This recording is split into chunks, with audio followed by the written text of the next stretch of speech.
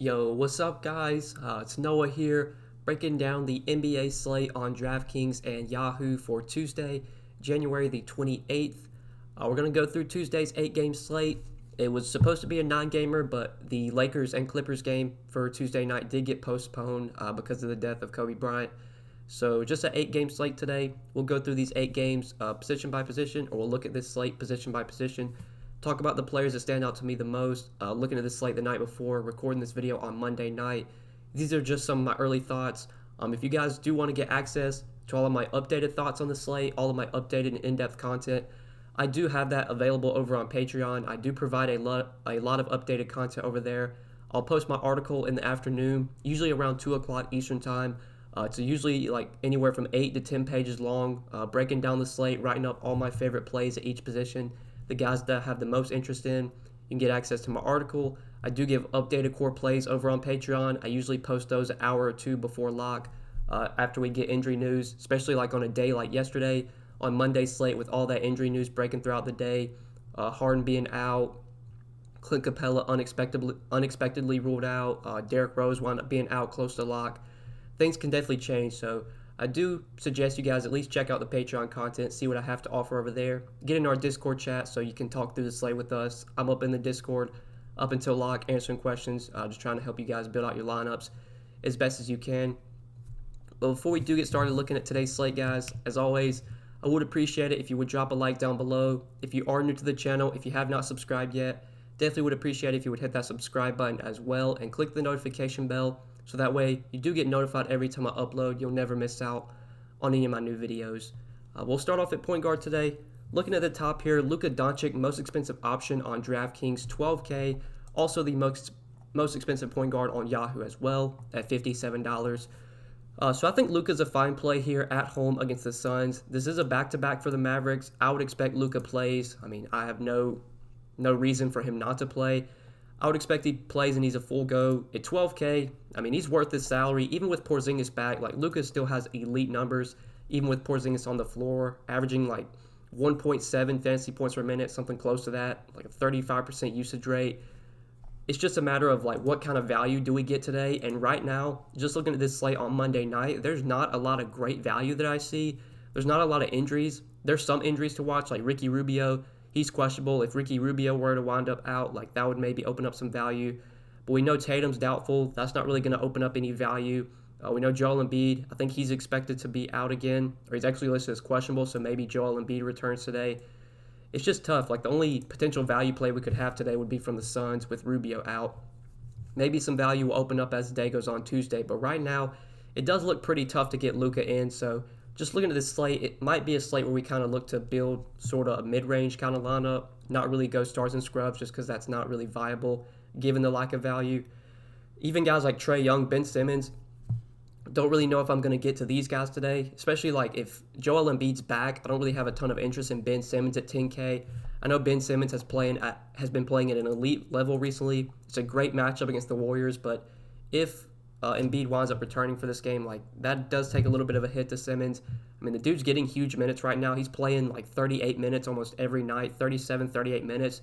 So we can expect him to play huge minutes if the game is close. It is a really good matchup.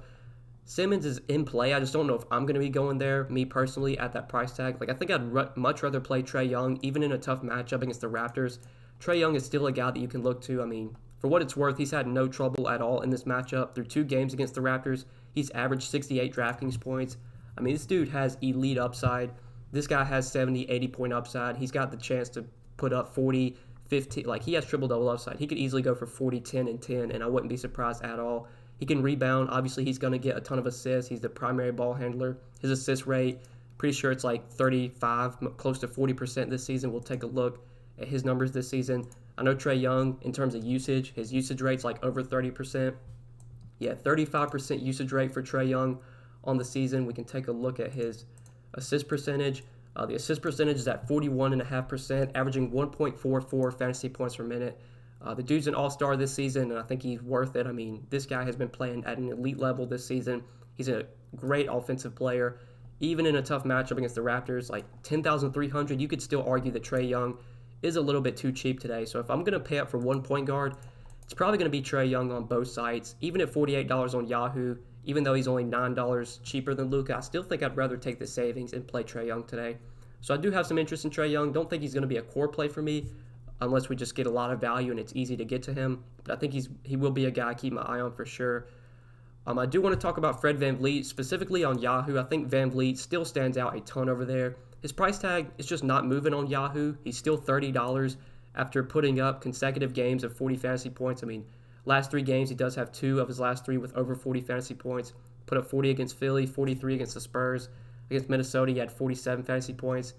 Just since returning from injury, he's put up 47, 35, 40, 32, and 43 fantasy points. I mean, this is a guy that we were paying like $34, $35 for during the middle part of the season.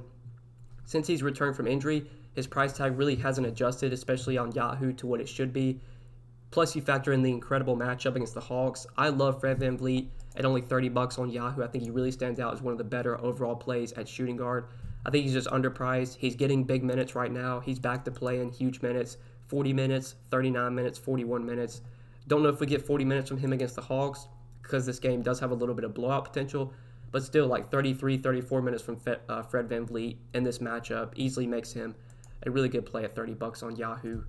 8,200 on Draftkings, that's a little bit of a tougher price to pay. Probably not going to get there on DK today. It's a tough matchup for Kemba Walker, but with Jason Tatum doubtful, not expect to play, I think we can definitely look to Kemba Walker even at 7,800 and even in a tough matchup. Just the last 2 games with Jason Tatum out, 60 and 54 Draftkings points from Kemba Walker. Jaylen Brown did return for that game against the Pelicans. I believe that was Saturday, if I'm not mistaken, or Sunday, that game against the Pelicans. Kemba still had a big game, even with Jaylen Brown back, 54 DK points. Like, he's just getting so much usage right now. He does see a spike in usage with Jason Tatum off the floor, and we can take a look at his numbers. I know he sees a spike in usage. Pretty much all the big 3 guys, Brown, Kemba, and Gordon Hayward, all see bumps in usage. Kemba, 32% usage rate, averaging 1.35 fantasy points per minute with Jason Tatum off the floor. Going down to the differential, Hayward sees a 3% bump in usage. Jaylen Brown sees where's Jaylen Brown at? 2.5% bump. Kemba sees a 3.5% bump. So all these guys do benefit with Tatum off the floor. And Kemba, I mean, this dude's playing at a very high level right now. Even in a tough matchup against the Heat, I think Kemba firmly in play at 7,800. D'Angelo Russell as well in that price range you could look to for 7,600. I think a guy like Devontae Graham, though, makes a lot of sense in tournaments, and I think he's going to go very overlooked tonight. 7,400 on DraftKings. With him being closely priced to guys like D'Angelo Russell, guys like Kemba Walker, not many people are going to look to roster Devontae Graham, but I do like him a lot here in a matchup at home against the Knicks. This is a game that expects to stay close. Doesn't have the highest total, just a 210 total. Not a ton of points should be scored in this game. At least you don't expect that to be the case with 2 pretty slow-paced teams. I mean, looking at pace this season, the Hornets are dead last in pace. The Knicks are 22nd in pace. But both of these teams are very bad defensively. Just looking at defensive rating, the Hornets rank 27th in defensive rating. The Knicks rank 24th in defensive rating. So I think we could see a guy like Devontae Graham put up a big game here. I mean, this is still a guy that has pretty good numbers on the season. I know he's averaging over a fantasy point per minute. His usage rate is pretty high as well. I believe it's close to 30%, if I'm not mistaken, but we can take a look at that real quick. Like, I don't expect Graham to be owned at all today, which makes him very intriguing for tournaments. He had 25% usage rate, 35% assist percentage for Devontae Graham, averaging 1.06 fantasy points per minute. Nobody's going to play Devontae Graham today, so I do like him a lot in tournaments. On Yahoo, his price tag is very appealing over here. I think that's where I really like him. $28 on Yahoo. Like, he's $7 cheaper than Russell. He's $9 cheaper than Kemba. He is the same price as Drew Holiday, so it is pretty close between like Drew Holiday and Devontae Graham on who I would prefer there. I think Drew Holiday might come in at higher ownership, so give me Devontae Graham at $28. Definitely a tournament play I have a lot of interest in today because I don't think he's going to be rostered at all. He should be very low owned in a pretty favorable matchup against the Knicks. I do want to be overweight on him in my tournament lineups. But then a guy like Kyle Lowry against the Hawks you could look to. Eric Bledsoe really stands out over on Yahoo. I want to talk about him over there. $21 in a matchup at home against the Wizards. I do have quite a bit of interest in Eric Bledsoe at this salary. He was definitely in like a bit of a slump just the last 3 games, 20, 27, and 28 minutes. only 18, 19, and 13 fantasy points against Boston, Brooklyn, and Chicago. Bounced back in a big way in that game against the Hornets that they played in France. Had 40 fantasy points in 31 minutes. This is obviously a game that has some blowout potential, but if it does stay close, I mean, this game could easily be the highest scoring game on the slate. Right now, it has a 240 total, which is the highest on the slate. You look at pace this season, you have two of the fastest paced teams in the league. The Wizards are fourth in pace, the Bucks are first. Like, there should be a ton of points scored in this game. Even if it has blowout potential, I still want to get a lot of exposure to this game. I do like Eric Bledsoe quite a bit as his Yahoo salary of just $21. It's 6,600 6,600 on DraftKings. A little bit tougher to get to him there. I think I have more interest in him on Yahoo. Kendrick Nunn was out Monday. If he's out again, a guy like Goran Dragic could benefit. 5,600, not the worst play. Draymond Green, tough matchup against the Sixers, but if this game can stay close and we get like 32 minutes from Draymond Green, I mean, he can easily pay off a $5,400 salary. So I do have a little bit of interest in him. Point guard and small forward eligible on DraftKings, which is very appealing. Jordan McRae, he's out today, so maybe you see a guy like Ish Smith pick up some more minutes. 4,500, he could be a guy you look to as a value. With Josh Richardson out, we did see Shaq Milton get the start against the Lakers. He had a pretty solid game, 25 minutes, 24 DraftKings points. I don't expect him to be that productive on a point-per-minute basis, but if he's going to start again, I mean, he's a fine play at 4,100, especially in a matchup against the Warriors. And I would imagine that if this game blows out, like, Milton still probably plays even in a blowout, so it feels pretty safe at 4,100. I think he does have 25, 30-point potential, which is good for that salary. But let's go ahead and talk about some shooting guards now. I guess we could have mentioned like Elie Okobo. I mean, Elie Okobo is 3,100. If he starts, if Ricky Rubio is out today and Okobo starts, I mean, he's probably one of the better values on the slate at 3,100. But moving on to shooting guard now, Bradley Beal's a guy that really stands out, just given his salary and the this fast-paced game against the Bucks. I know it's a tough matchup. The Bucks are really good defensively, but they do play at an incredibly fast pace. This game does have the highest total on the slate. If this game does stay close, like, it's possible you see 3-4 guys in the winning lineup from this game just because of how many points should be scored here. Obviously, if it stays close, it's probably because Bradley Beal is putting up a big game. So I think targeting a guy like Bradley Beal makes a ton of sense today. He's still underpriced at 8,300. Like, he's back to full strength. I mean, the guy's playing 36, 38 minutes. He's putting up 50, 55 DraftKings points most nights. At the beginning of the season when Beal was fully healthy, like, this is a guy we were paying nearly $10K for. He was putting up 45 to 50 DraftKings points most nights, if not more. So I do like Bradley Beal a lot. I think he is one of the better shooting guard options to pay up for. And one of the reasons I didn't really like Van Vliet is because, like, 8,200 for Van Vliet, 8,300 for Beal. Like, I would just much rather play Beal for 100 more. But if we go over to Yahoo, I mean, it's a $10 difference. Beal's $40, Van Vliet's $30. I think given those big amount of savings, probably would rather go to Van Vliet there. But other shooting guards we could look to that I haven't talked about, I think a guy like Jaylen Brown really stands out. 6,400 on DraftKings. I do like him quite a bit today, especially with Jason Tatum out. First game back from injury, Jaylen Brown not limited at all, got 36 minutes. Wasn't very productive, but still played 36 minutes, which is very encouraging to see. He does see a bit of a usage bump with Jason Tatum off the floor. I would expect him to be more productive as he gets more time with Tatum off the floor. And at 6,400, like, a lot of these Boston guys kind of got priced up a little bit. I mean, Kemba's still kind of affordable. I think Gordon Hayward's pretty expensive, though. Yeah, like Gordon Hayward is 7,100. I think given those price tags, like between Hayward and Brown, if I'm going to target one of those two guys from the Celtics today, I would much rather go to Jaylen Brown at 6,400. I do like him quite a bit today. Even in a tough matchup against the Heat, like these Boston guys, it's going to be Jaylen Brown, Kemba Walker, and Gordon Hayward literally doing all the heavy lifting for the Celtics. If the Celtics score 100 points today, it's quite possible that 70% of their points come from those three guys combined, if not more than that, like potentially 80% of their points come from those three guys. So I do like those three guys quite a bit, and I do like Jaylen Brown at his DraftKings salary of 6,400. But other shooting guards that we could maybe look to, like with Kendrick Nunn out, that should solidify Tyler Hero's minutes. If Nunn remains out, I think Hero's a fine option at 5,200 if you want to go there. For cheap plays at shooting guard, though, really not much value that stands out here, at least looking at this like the night before. You've got some guys here that I've already talked about, but that's probably it for shooting guard plays. So let's go ahead and move on to small forward now. So at small forward, really not much at the top that I haven't already mentioned. Like if you want to play Bradley Beal here, you can.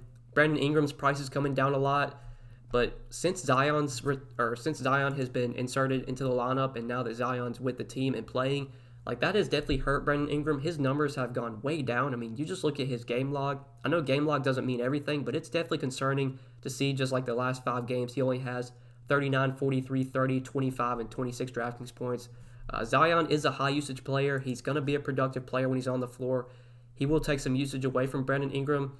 It's a great matchup against the Cavs, so I think Brandon Ingram is worth a look, even though the game log is really bad. But it definitely feels risky rostering Brandon Ingram right now, just with how well Zion's playing and with how Zion's taking usage away from Ingram.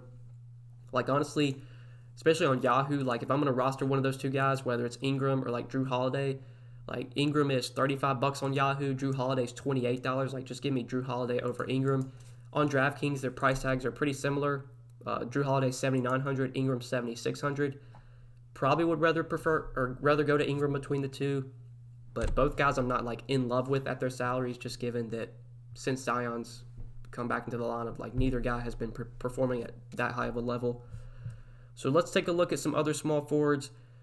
In the mid-range, I do want to talk about Michael Porter Jr., specifically on Yahoo. I think he still remains way too cheap over there. Just $17 at small forward.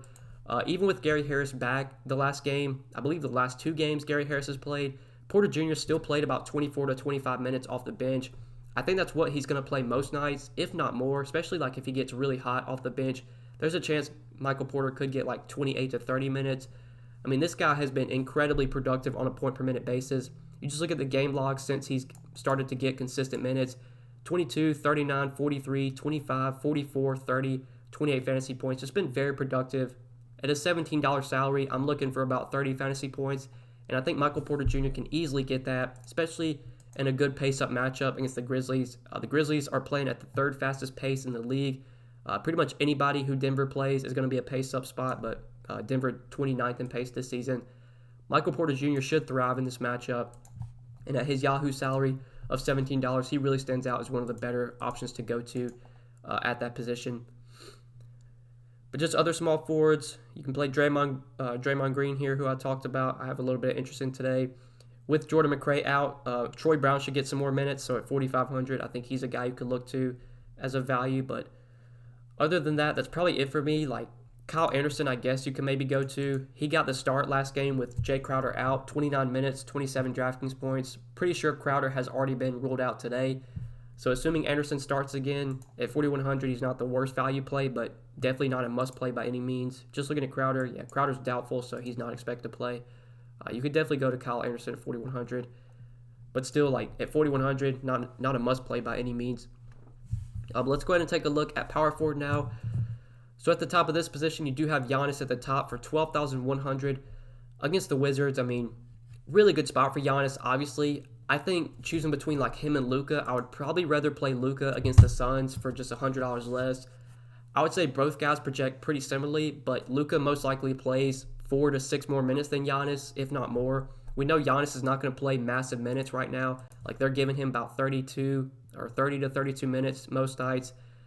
The games where he does play big minutes is usually because it's a competitive game. He played 34 against the Spurs. Close game against Boston, he did play 35 minutes in that game. Obviously, this is a game that has a ton of blowout potential. If it stays close and Giannis gets like 32 minutes, I mean, I wouldn't be surprised if he puts up 70 fantasy points in 32 minutes. But given that Luka's in a really good spot as well, going to play more minutes than Giannis, I think I would prefer to go to Luka today. But other power forwards, Julius Randle in a really good spot. Did want to mention him. He's very expensive, but the matchup's really good. The Hornets have been killed by power forwards and centers this season. Julius Randle looks a lot more appealing on Yahoo. He's the 6th most expensive power forward. If I'm going to play Julius Randle today, it's probably going to be over there. Siakam's in a great spot. Did want to mention him at $8K. Still a little bit too cheap, especially for a matchup against the Hawks. I think you could definitely look to him. Kevin Love, if he plays today, I think is intriguing. But one thing to note is that the Cavs have been resting Kevin Love on back-to-backs. Like I said earlier and at the beginning of the video, I am recording this on Monday night. So we don't know the status of Kevin Love yet, but this is a back-to-back for the Cavs. I wouldn't be surprised if Kevin Love rests on Monday. I believe it was a home game, or no, it was actually a away game for them. They played in Detroit Monday night. So, I mean, I wouldn't be surprised if Kevin Love rests today. Definitely going to be keeping my eye on that throughout the day. Tuesday. I think he's rested on quite a bit of back-to-backs this season. So be sure to keep an eye on that. If he plays, though, it is a really good spot against the Pelicans. I think you could look to him as an option at 7,700. Zion at 7,200 probably won't be going there since he's been activated and started to play. He's played 3 games, 18, 21, and 27 minutes. Has put up 34, 26, and 39 Draftkings points. I do expect Zion to be a very productive player when he's on the floor. Who knows how many minutes he plays today? He could play 25, he could play 30, he could play 35. We don't really know here, which makes him a little bit risky. It is a great matchup against the Cavs. He's not out of play for me. I just don't think he's going to be a core play for me because I think there's still a little bit of risk with his minutes. He is very affordable on Yahoo. He's still $27. Price tag hasn't moved, so if you want to go to him, I think he's in play today. I just wish we could get some clarity on his minutes before I lock him into my lineups, because if he's going to be limited 25 minutes again, I don't know if I want to pay $7,200 for a guy that's only going to play 25 minutes. But if he can play 30, potentially 33 minutes, 30, 32 minutes, then I would have a little bit of interest in Zion, especially in that matchup. Porzingis looks really good at 7,100 against the Suns. He's starting at center now, so that should help his production. It is a really good matchup against DeAndre Ayton, who's not a good defender. So Porzingis, a guy you could look to for sure. I mean, if Kevin Love's out, then Larry Nance could become a play, but we'll just kind of have to wait and see there. Davis Bertans, I do like quite a bit at 5,300. I think this is a spot where Bertans could definitely thrive. Fast-paced game against the Bucks. This is a spot where Bertans could see a lot of field goal attempts. He could definitely get up 15 to 20 shots in this game. With such a high total in this game, a 240 total, 2 of the fastest-paced teams in the league. Bucks first in pace, like I said. Wizards fourth in pace. I like Bertans quite a bit at 5,300. This is still a guy that has massive upside, especially when his shot is falling. I don't expect him to be nearly as productive when he's playing alongside Bradley Beal. And now that he's coming off the bench, that's a little bit worrisome with his minutes. I don't think he's going to get as many minutes coming off the bench. But, I mean, in close games and competitive games, he's usually closing out games over guys like Isaac Bonga. Most likely he's going to close out over Troy Brown. So I do like Bertans quite a bit at 5,300. I think he stands out at his DraftKings salary, especially because DraftKings does give you the half-point bonus for three-pointers made, which obviously is what Bertans' specialty is. But other power forwards we could look to, if you're looking for value here, you got Troy Brown you could play. Marquise Chris, now that Willie Cauley-Stein got traded away, we did see him get the start against the Pacers on Saturday night, I believe that was, or Sunday night, or it might have been Friday night, honestly, I can't even remember, but I think it was Friday night against the Pacers. Chris did start with Willie Cauley-Stein traded, played 21 minutes, but he was very productive, 25 DraftKings points. Who knows how many minutes Chris plays? He could play 22 minutes again. He could play 26 minutes. He could play 32 minutes. We don't really know here. I do expect Chris to be a very productive player. He's been a fantasy point per minute player this season. So even if he plays 22 minutes, he could still give you 25 to 30 DraftKings points. It's a tough matchup against Philly. If Joel Embiid plays, that would make me even more worried about Marquise Chris because he'd probably get in a lot of foul trouble against Embiid. He's power forward and center eligible on DraftKings, which is really appealing. He's still cheap at 4,300. Definitely would be on my radar today, but I think that's probably it for power forward. So let's go ahead and talk about center real quick, just before we end the video. So at the top of the center position, you do have Nikola Jokic. Most expensive option, $10,200 in a pace-up spot against the Grizzlies. I do like Jokic quite a bit today. He's probably one of my favorite stud options to pay up for. Very close between him and Trae Young. I think right now I do side with Jokic at 10-2 on DraftKings. Jokic is $44 on Yahoo, so I like him quite a bit over there as well. Just with the absence of Jamal Murray and Paul Millsap the last few games, Jokic has been playing at such a high level. His last 3 games, he's put up 54, 63, and 61 DraftKings points. He has a triple-double in 2 of those 3 games. He's getting huge minutes right now, especially with Mason Plumlee out. They're just running Jokic into the ground. I expect he gets huge minutes here in a game against the Grizzlies that should be close. I don't think we have a line on this game yet, or a spread. Let's see. Or right now, Yahoo has it as a pick'em, so we should definitely expect a close game here. We should expect Jokic to play 34 to 36 minutes. We can look at his rates this season with Murray and Millsap off the floor. He has been a very productive player with those 2 guys on the floor. So we'll take Millsap out. I guess we can take Mason Plumlee out as well because we know Plumlee's going to be out for a while. And those guys will play alongside each other at times. So Jokic has played 279 minutes with all of Millsap, Plumlee, and Murray off the floor. 31% usage rate, averaging nearly 1.5 fantasy points per minute, 36% assist percentage, 18% total rebound percentage. Just really elite numbers for a center. In a fast-paced game against the Grizzlies, a pace-up spot, I think Jokic can have a lot of success here. So I do like him as one of the better pay-up options at centers. Even if Joel Embiid plays, I do prefer Jokic over Embiid today. Randall, I talked about you could look to against the Hornets. Prefer him on Yahoo, but the matchup's really good, so I did want to mention him on both sides. Guys like Siakam, Zion, Porzingis, you can play at center. Always have some interest in Valanciunas. This is a spot where I think Valanciunas could get like 30, 32 minutes. This season, his minutes have been up and down for sure, but they're probably going to need a guy like Valanciunas out there to guard Jokic. At 6,700, if Valanciunas plays like 30, 32 minutes, I mean, he can easily put up 40-plus Draftkings points. So I do have interest in him in tournaments. Derek Favors at 6,100 against the Cavs, I think is in play. Not a core play by any means, but good to see Favors' production was back last game. 36 Draftkings points in 28 minutes against the Celtics. Had a double-double. Just sort of your typical game from Derek Favors. I mean, this is a guy that's going to give you a double-double most nights if he's playing like 30, 32 minutes, which I expect he does play in close games. A guy like Tristan Thompson at 5,700 looks really good against the Pelicans. I think he had a decent game Monday night against Detroit. I'm not exactly sure there. 26 minutes, 33 Draftkings points. So that was pretty solid for his salary. Especially if Kevin Love were to rest on the second half of a back-to-back, then Tristan Thompson will become a very appealing play at 5,700. Same with a guy like Larry Nance at 5,500. But as a value, I do want to talk about Marc Gasol, 4,900 on DraftKings. I like him quite a bit at his DK salary. So Gasol is another guy. His minutes have been pretty consistent since coming back from injury. The productions have been a little bit up and down. He's played like 6 games, I believe, or maybe 7 games since coming back from injury. The minutes have been somewhere in the low 30s. Some nights he'll play like mid-20s. But the last 2 games, the minutes have been there, 30 and 36 minutes for Marc Gasol. Production's been solid as well. Last 3 games, he does have 30, 23, 31 DraftKings points. I mean, if Gasol's playing 30 to 32 minutes, he's most likely going to give you 25 to 30 DraftKings points, especially in a matchup against the Hawks, a very favorable spot. This feels like a matchup where Gasol could easily go for 30-plus DraftKings points. So at 4,900, I do have a lot of interest in Marc Gasol as a value center. Now, obviously, if Kevin Love winds up resting today, I would probably try and get up to a guy like Tristan Thompson or Larry Nance. But for now, not knowing that news, I do like Marc Gasol at 4,900 as sort of an early look value play at this position. Another guy that's in a really good spot is Brook Lopez against the Wizards. You could definitely go there at 4,800 as a value. Marquise Chris, you could also play at center, who's in play, especially now that he's starting. But I think that's it for me at center, guys, and I think we pretty much covered everything for this slate. So hopefully you guys did enjoy this video. As always, greatly appreciate you watching. If you did enjoy, make sure to drop a like down below. Subscribe to the channel if you have not yet. Click that notification bell so that way you do get notified every time I upload.